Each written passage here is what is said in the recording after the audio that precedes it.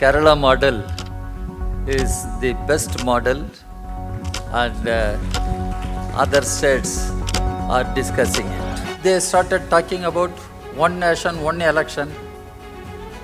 What is this one nation, one election? Our constitution, they should read our constitution. Defines everything clearly. What is the tenure of parliament? Lok Sabha, Rajya Sabha.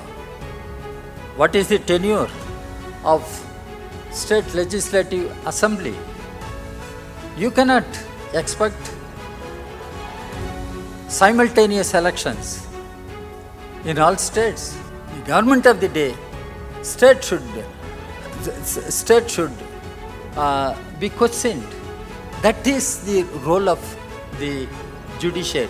That is the role of judiciary. As citizens are citizens. We are not subjects or slaves of any king or any emperor. We are living in a republic, not in a kingdom. We are living in a republic, and we are the makers of the constitution. We the people.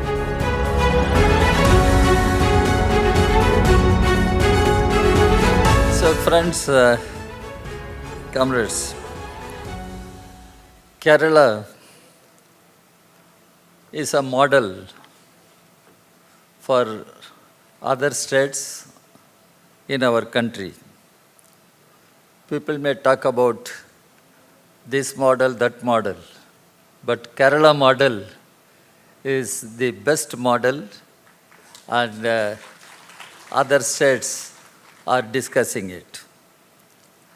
Now you take any human development index. Kerala will be one of the first states. It is not something which can go insignificant, that Kerala is the most literate state. I must pay my tributes to such a great revolutionary like Ayyan Kali. It was historic during that time. He asked the gates of schools should be opened for the children from marginalized sections of the society. In fact, he didn't ask, open the gates of temple, but open the gates of school.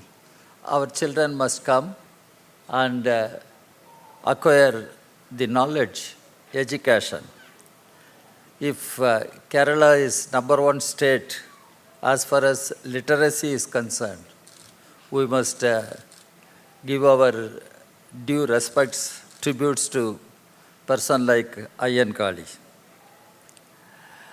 Today, I was asked to speak on the role of judiciary in protecting the human rights and dignity of the citizens. What do we mean by dignity of the citizens? Again, I refer to another Malayali who emerged as a great intellectual and finally who became the President of India, that Narayan. You all must be knowing Narayan did his MA English Literature. He passed with first class. He was to get a job in Trivandrum province, but he could not get because of his origin from a downtrodden community. Later on, a compromise was proposed. He could wear the thread and become official or take up the job. But Naran refused, rejected. It goes against my dignity. I won't compromise my dignity. So the concept of dignity, what do we mean by dignity of citizen? Again that emerged in this land, Kerala. Now, I've been asked to speak on the role of judiciary. Before we discuss the role of judiciary, the human rights, the dignity of citizens, we must understand the constitution of our country. The constitution of our country is citizen-centric. We are not subjects under any kingdom or any empire. We are citizens of a republic. So the citizenship has become central issue of the constitution. Our constitution has become citizen-centric. It is a very revolutionary advancement in comparison to other constitutions, other countries.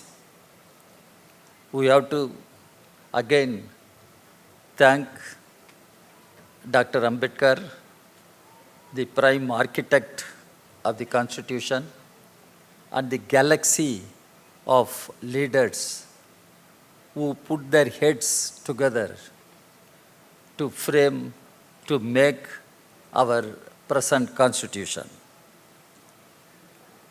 The Constitution makes certain things very clear. That is what?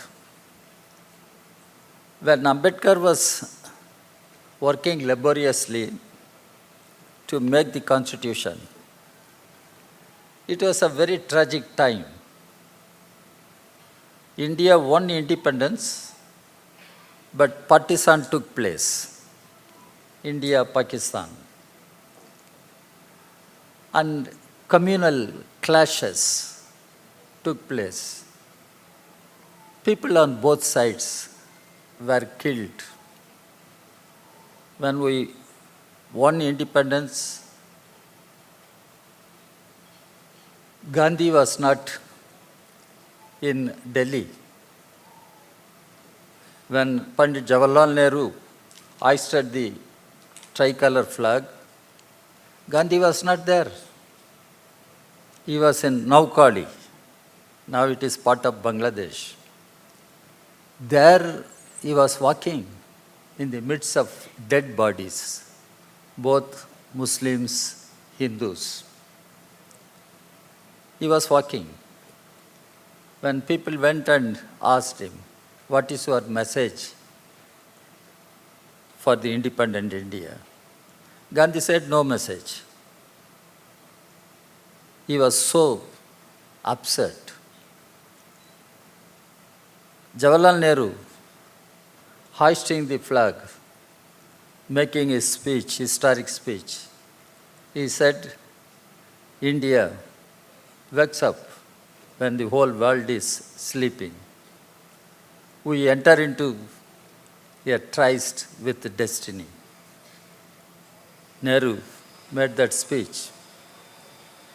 During that time, Ambedkar was breaking his head to formulate the different aspects of our constitution. That there was a pressure on Ambedkar. Ambedkar should declare India as a theocratic nation. In fact, there was pressure on Ambedkar to declare India as a Hindu nation, Hindu Rashtra. That was the time Ambedkar was emphatic. He said, no, India can never become a theocratic nation, should not become a theocratic nation, theocratic state. If at all Hindu Rashtra, a theocratic state, becomes fact, that will be the calamity for the nation. This is what Dr. Ambedkar said. That Ambedkar said, India should remain, India should move forward as a secular democratic republic. Secular democratic republic. He rejected all forms of theocracy. All forms of theocracy. So India has emerged as a democratic republic. And it is quite interesting to note how the constitution begins. Perhaps many of you must have read the Constitution of India, particularly the preamble.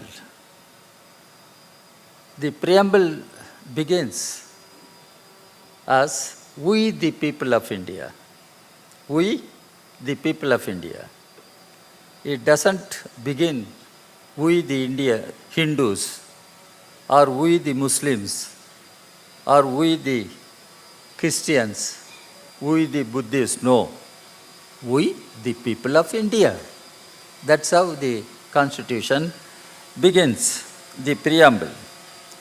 And it says, we the people of India will strive for building a sovereign, secular, socialist, democratic republic. This is how the Indian Constitution begins. Why I am beginning with the Constitution? Constitution is the fundamental law of the nation. Constitution is the fundamental law of the nation. Constitution defines certain things very clearly for generations of people to follow, pursue.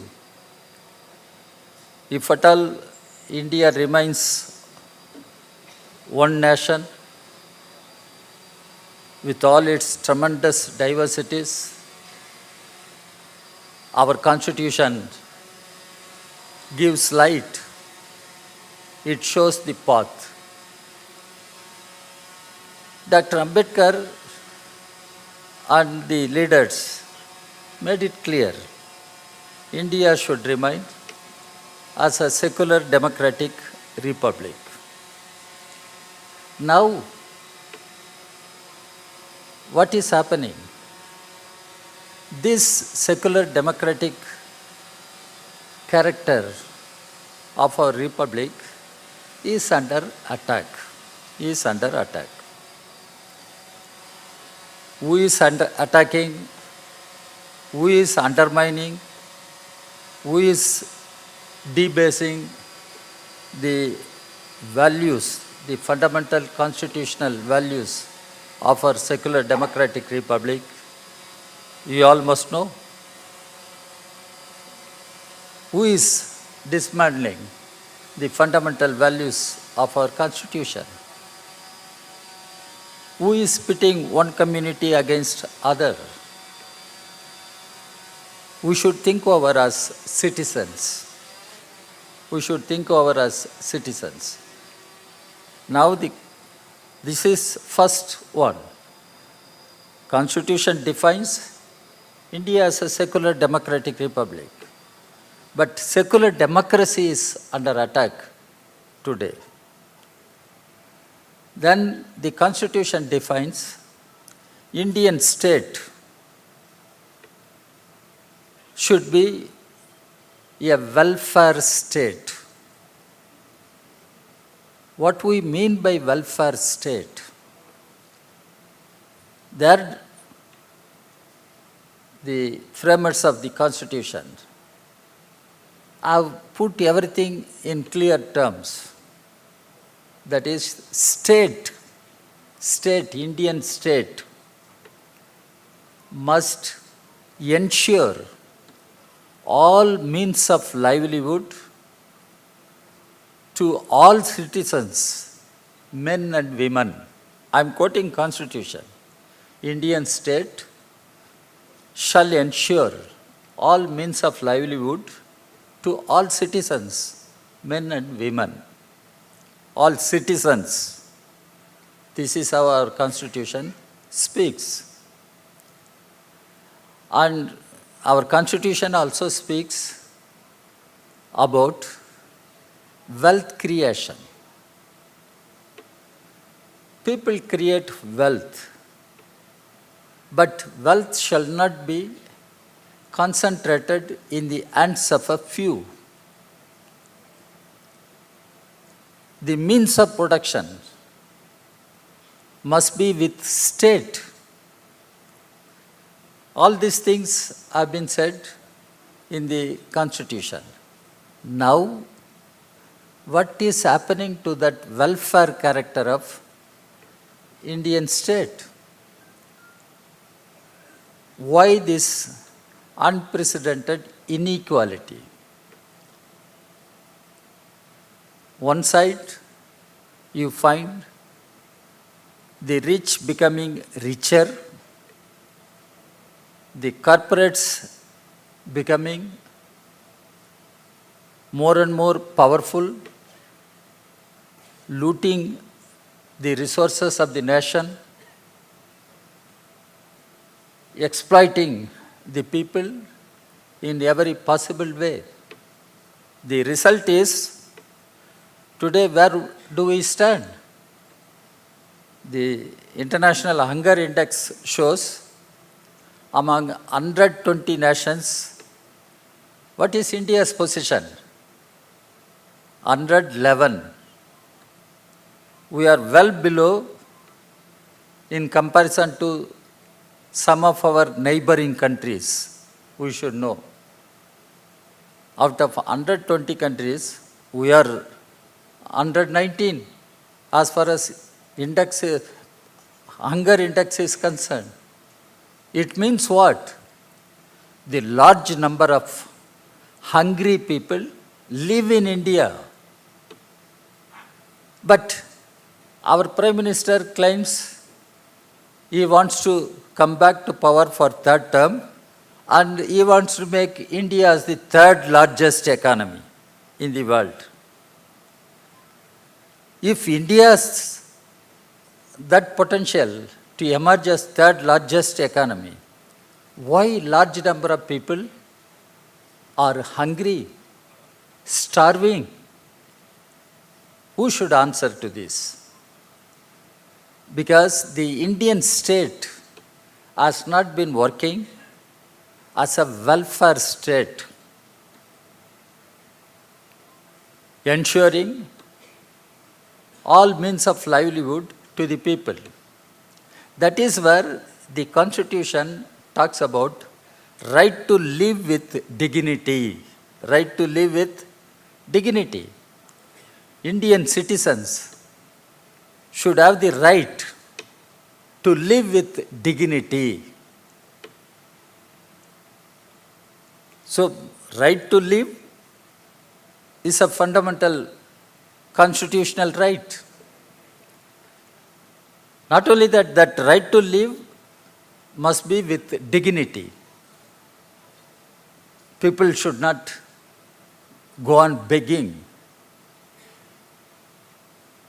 People should not go suffering for one meal a day. People should not suffer. They don't have a roof on their head. That is what the Constitution makes it clear. Citizens should have the right to live with dignity. Right to live with dignity. So these all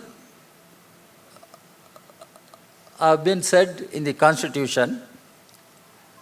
For that, the state, whoever may be the Prime Minister, X or Y, today some X can be the Prime Minister, tomorrow some Y can be the Prime Minister. But the government, the state, should work as a welfare state. The welfare of the people must be the center of all the policies. That is not happening in India. The third one, the Constitution defines India. Now, there was some controversy deliberately created whether we should call India or Bharat. Now, officially, they started using Bharat also. And even NCRT gave direction. Everywhere India word should be thrown and Bharat should be put there. India should be replaced by Bharat. I don't know what is the sense behind this controversy. But the Constitution is clear. Constitution says India, that is Bharat, the union of states, the union of states.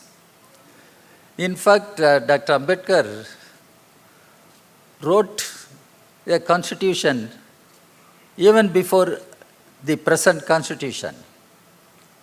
He wrote it for different organizations. There, Dr. Ambedkar used the union of states, union of Indian states. That's how Ambedkar used. Later on in the constitution, they put union of states. India, that is Bharat, that is union of states. What does it mean? The union, the government, what we have today, is not the central government grabbing all powers in his hands. It should be a federal government. The governance must be federal governance. Federal governance. And because it is union of states, so states have their own elected assemblies, states have their own elected chief ministers, governments. There it is union government, elected by parliament.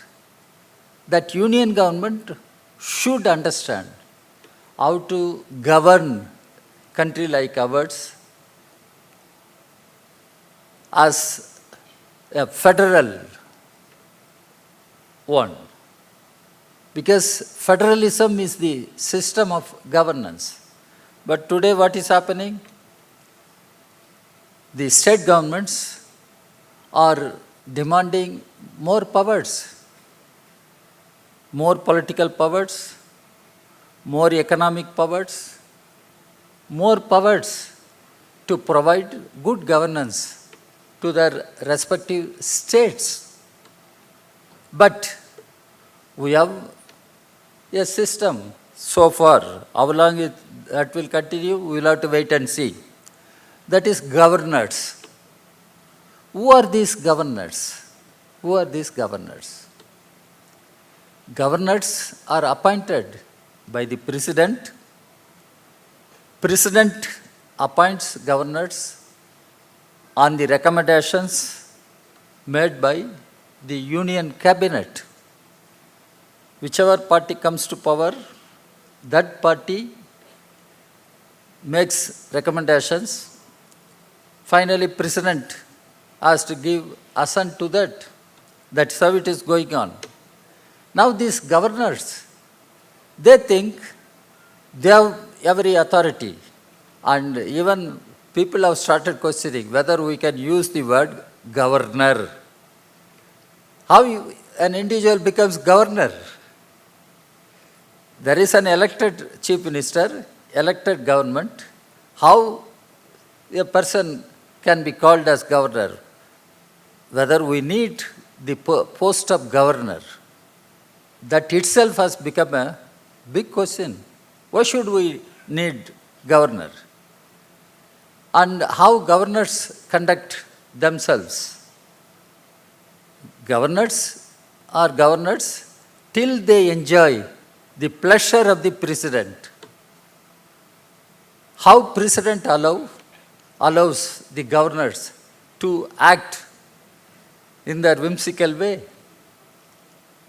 You know what is happening in Kerala? Otherwise, why Kerala government should go to Supreme Court? What is happening in Tamil Nadu? Why Tamil Nadu government goes to Supreme Court? We should understand. And Tamil Nadu, the governor talks so many things which a governor should not speak. Governor is a constitutional position, and they must respect the constitution before they open their mouth. But Tamil Nadu, that governor talks all right-wing, reactionary politics. People are objecting. Here also, the governor challenges, confronts the state government, the elected state government. But what Constitution says? India, that is Bharat, is union of states. We have to follow the federal system of governance. That federalism is under attack. Federalism is under attack. Secularism is under attack. Welfareism is under attack. Federalism is under attack. Finally, the democracy is under attack. What do we mean by citizenship? Citizenship. That's what I said at the beginning. We are all citizens, not subjects of any dictator or any king or any emperor. We are citizens. We make the policies. People should feel they are the rulers. They are the kings. This is a republic, our republic. Here we have many organs of the state. Judiciary is one organ. Parliament, Assembly, Legislature is another organ. Executive, bureaucracy is another organ. Media, we can include that also as one of the pillars of our democracy. But primarily, judiciary, legislature, executive. These are important organs of our state. And the Constitution defines the responsibility of each organ. Judiciary will have to work within the framework of the Constitution. Judiciary will have to uphold the values of the Constitution. And if judiciary fails to uphold the values of Constitution, then the judgments are being questioned. judgments are being criticized, then Parliament has to intervene to make the laws so that the judicial scrutiny is properly answered. Whenever the Parliament makes a law, Assembly makes a law, it should stand up before judicial scrutiny, before social, public scrutiny. When we talk of judicial scrutiny, judiciary must conduct itself within the framework of our constitution. What is the composition of judiciary in India? What is the composition of judiciary in India? Because when we talk of India, when we discuss citizenship, citizen, we should first understand what do we mean by citizenship. Or you are a citizen, I am a citizen. How? The citizenship in India should not and is not linked to any caste. It is not linked to any religion. It is not linked to any linguistic group. Any linguistic group. All are citizens. You speak Malayalam, the neighboring state, citizens speak Tamil, but all are citizens. All are citizens of this country. There can be Hindus, Muslims, Christians, people follow different faiths, but all are citizens. All are citizens. So, how to define citizenship? But what happened? When the present government came to power, they linked citizenship with religion. Citizenship with religion. You all know what I mean. The Citizenship Amendment Act, CAA, Citizenship Amendment Act. What is that amendment? It clearly linked Indian citizenship to religion. How?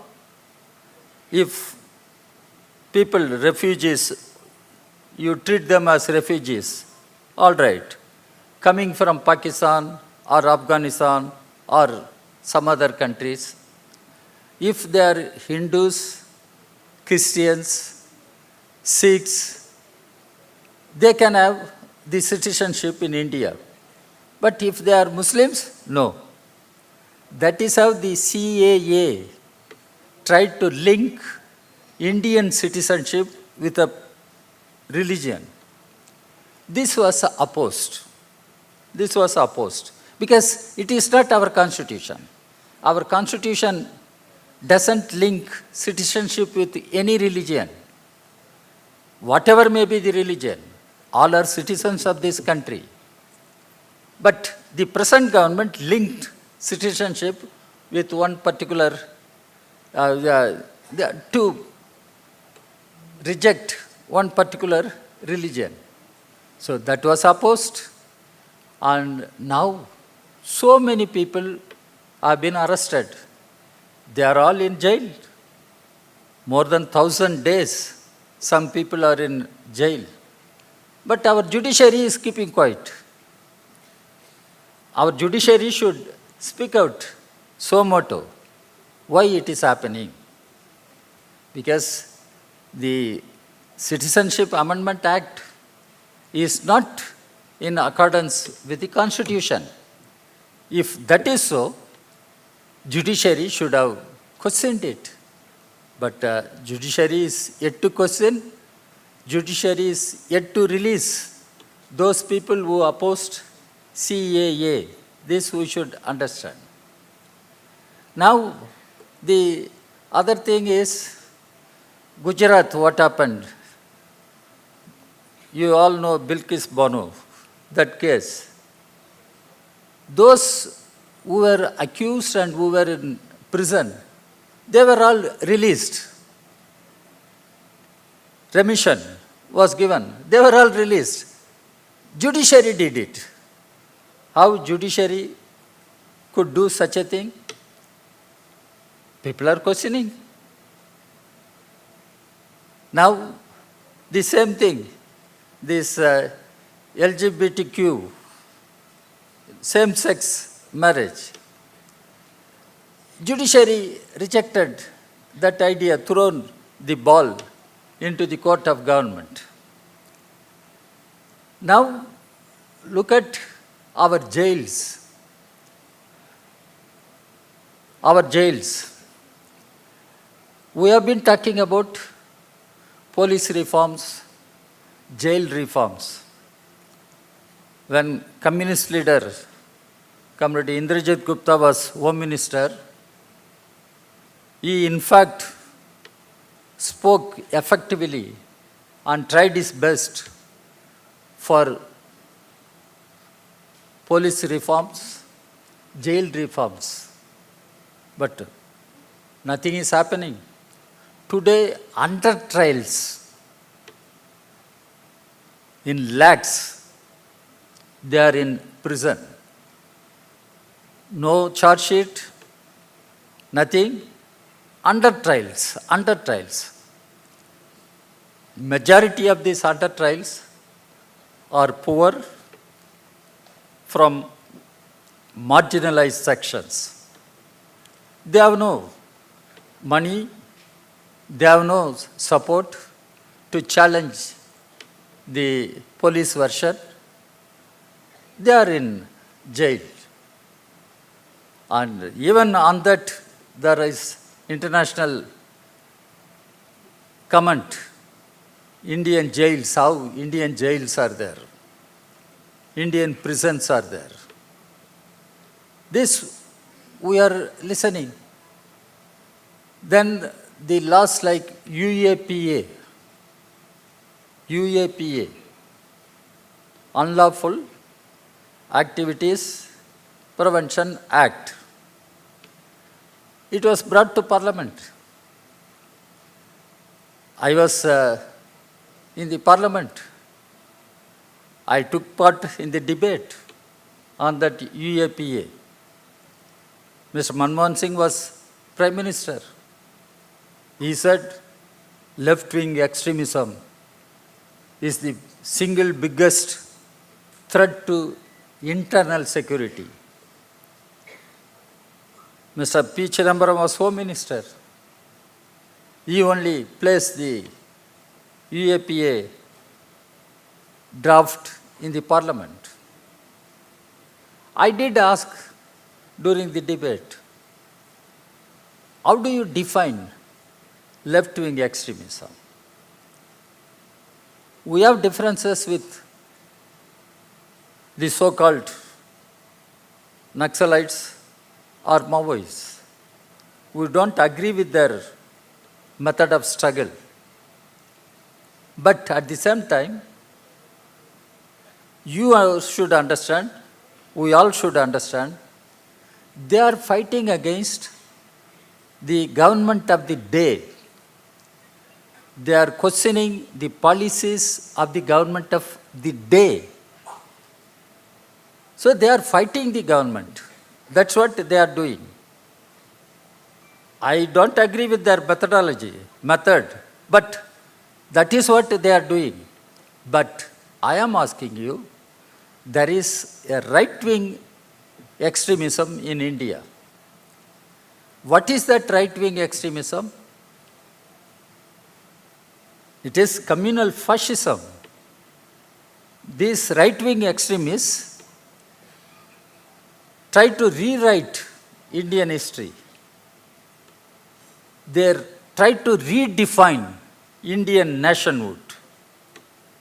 They don't agree with India as a secular democratic republic, they tried to redefine Indian nationhood. It is not threat to India, the idea of India. I asked in Parliament. That question remains unanswered. That question remains unanswered. Because even today, the way the Prime Minister and all those people who speak, they give a de facto status to one particular faith. But Supreme Court or Judiciary are not opening their mouth to question it, how it can happen in India. India is a multicultural country. Here, what is being spoken? One nation, one culture. How we can have one culture?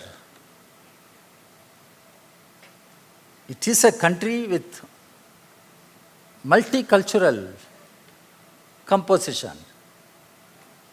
Every province has its own culture. So how India can be one nation, one culture, one nation, one religion, one nation, one language?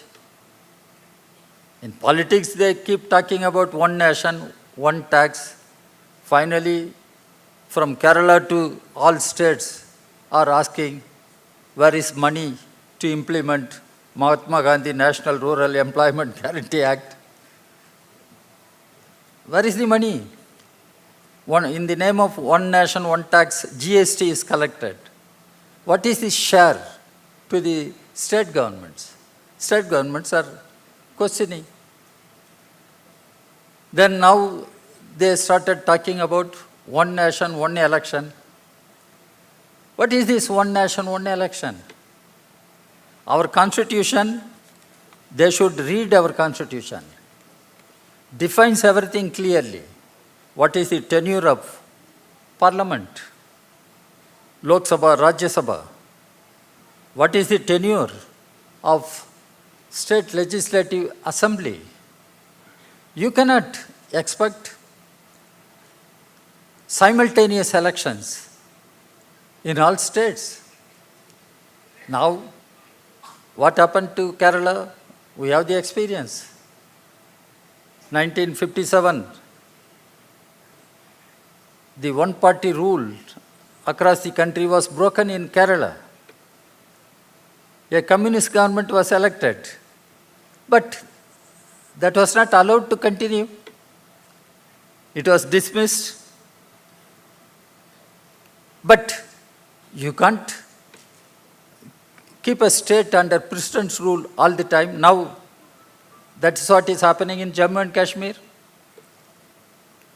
They withdrew, abrogated Article 370. The statehood was broken. Statehood was snatched. No elections till now. How you can explain this? It is happening with other states also. That's why the constitution given to us by Ambedkar and others makes it clear. The elections will be multiple in a country like India. That's why the Election Commission of India is a permanent commission, Election Commission of India. And Election Commission of India gets powers from the very constitution.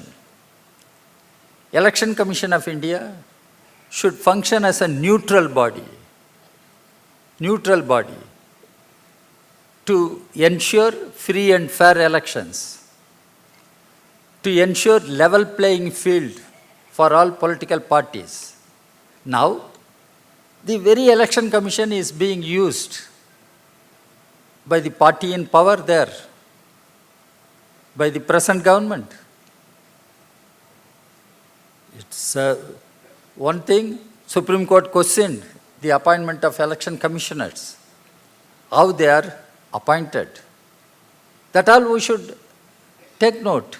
So in a country like India, the simultaneous elections, one nation, one election, is not the answer to the problems which we face today. The problems which we face today.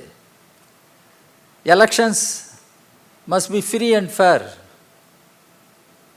Do we have free and fair elections?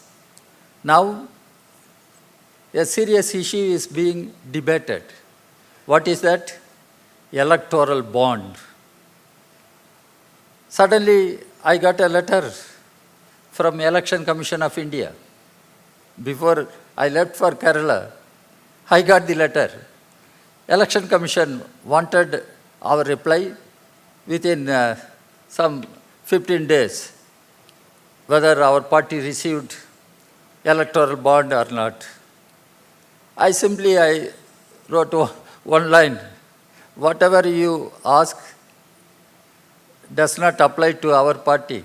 Our party has never received any electoral bond from anybody. I wrote that letter, I sent it to Election Commission. What I am saying, electoral bond. Who takes electoral bonds?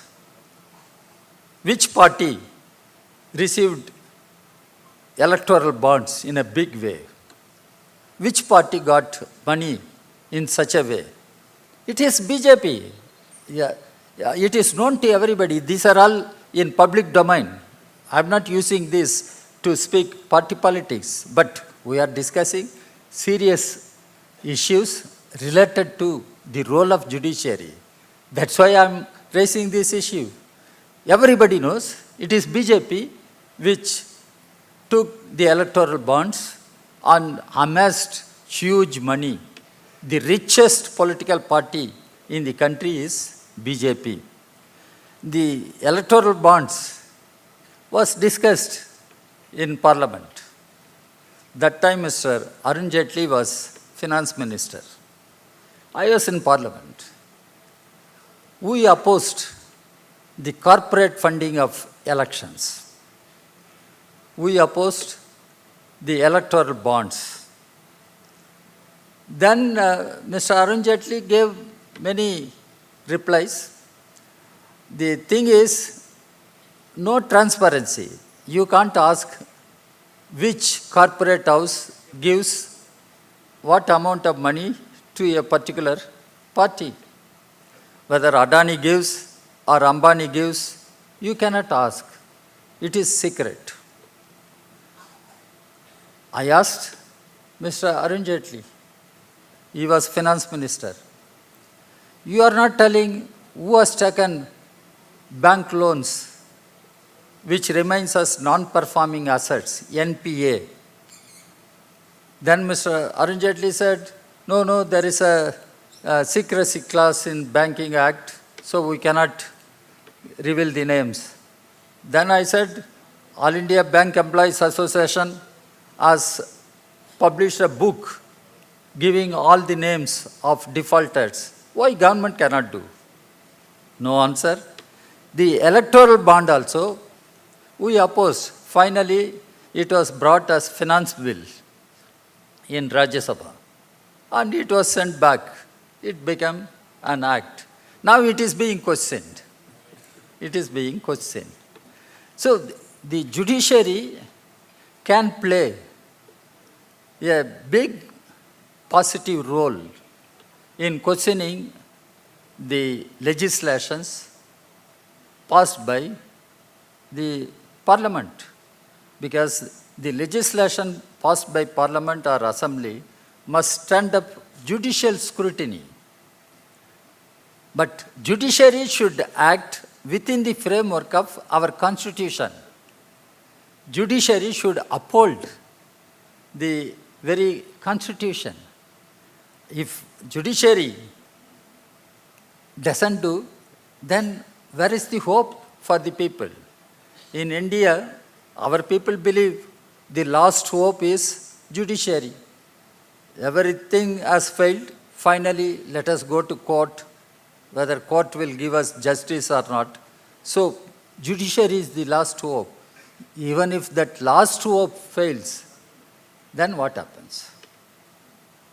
Then what happens? This is what we should think over. This judiciary itself has to be discussed, because judiciary has no social representation. Has no social representation. You should understand. One Mr. Sadasivam was governor here. He was governor. He was justice there. He himself said, judiciary should have social representation. What does it mean, social representation? There must be adequate number of women. Adequate number of women judges. What is the number of women judges? And Mr. Chandrachud, the present Chief Justice, has spoken about level playing field for the recruitment of judges, so that women come in more number to work as judges. So there is imbalance. How many judges from Dalit community? How many judges from OBC? Let us think over. That is where the judiciary also should change itself. There should be adequate social representation in judiciary. Then what happens? Judges retire. Just on the eve of their retirement, the judgments given by them are becoming questionable. Questionable. You know, the Ayodhya judgment was given. It was challenged, it was questioned by many people. But judges go scot-free. And in fact, some judges take the patronage of the government of the day. That is where certain things are being questioned in public. Whether judges can take up some jobs, whether judges can become governors immediately after their retirement, or whether they can be made parliament members immediately after their retirement. So there is a suggestion, judges should have cooling period. After their retirement, some 5 years, or that can be discussed and decided. At least minimum 5 years, they should not accept any other position given by any government. Because these are all methods of concern. So when we discuss role of judiciary, judiciary must be the hope for the people. And judiciary is the protector of our constitution. It should act as a protector of a constitution.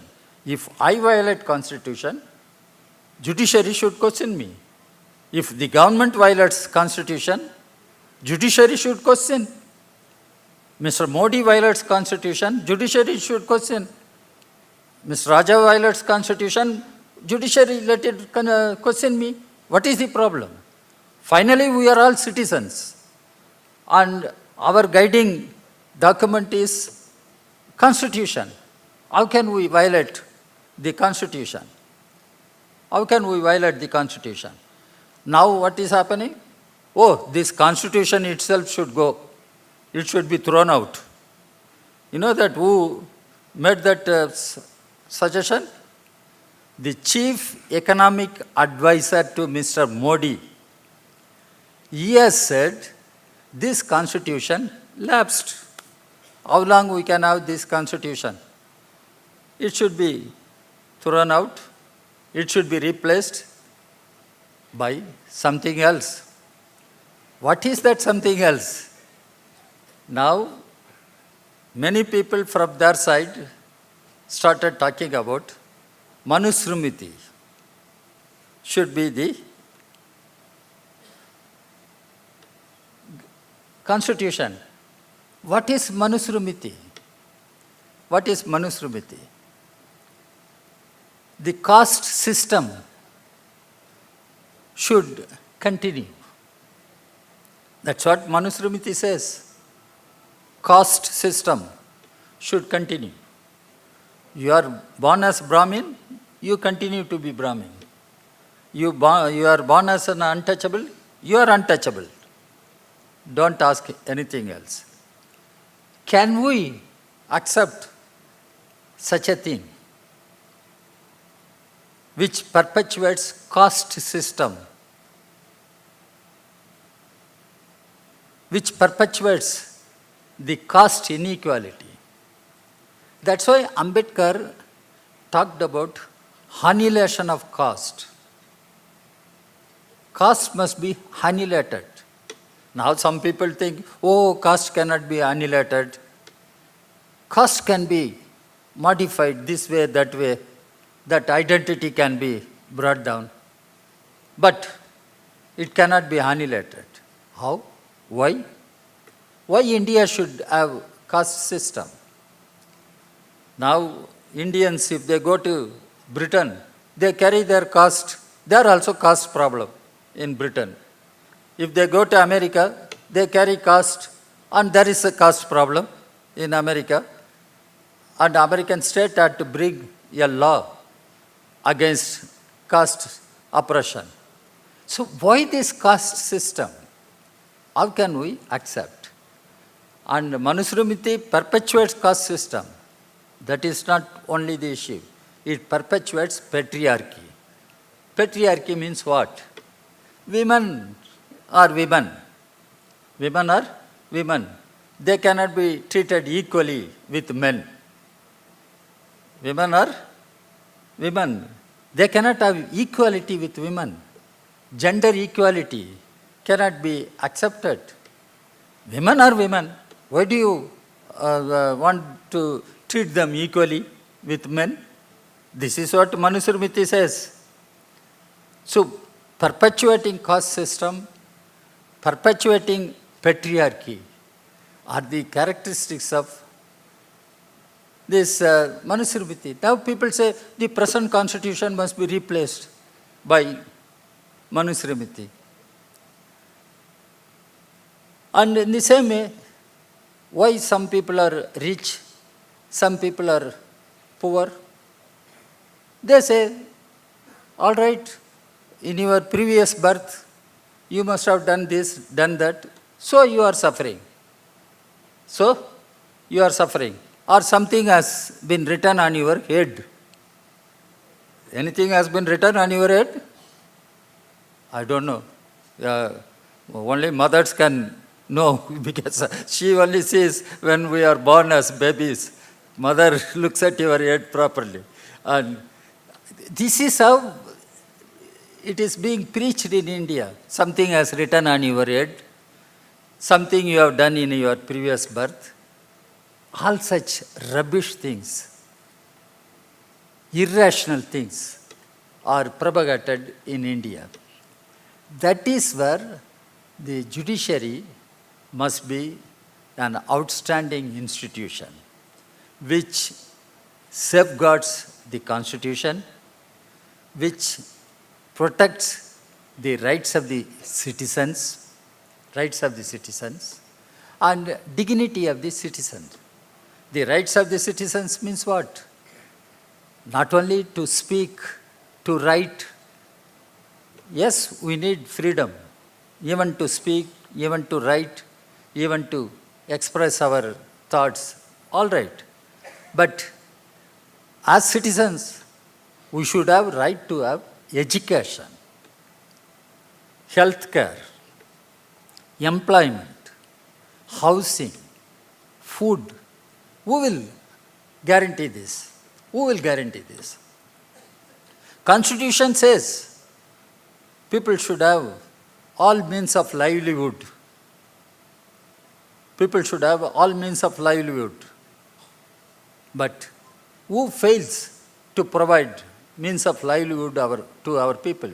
It is state. It is government. The government of the day, state should be questioned. That is the role of the judiciary. That is the role of judiciary. As citizens are citizens. We are not subjects or slaves of any king or any emperor.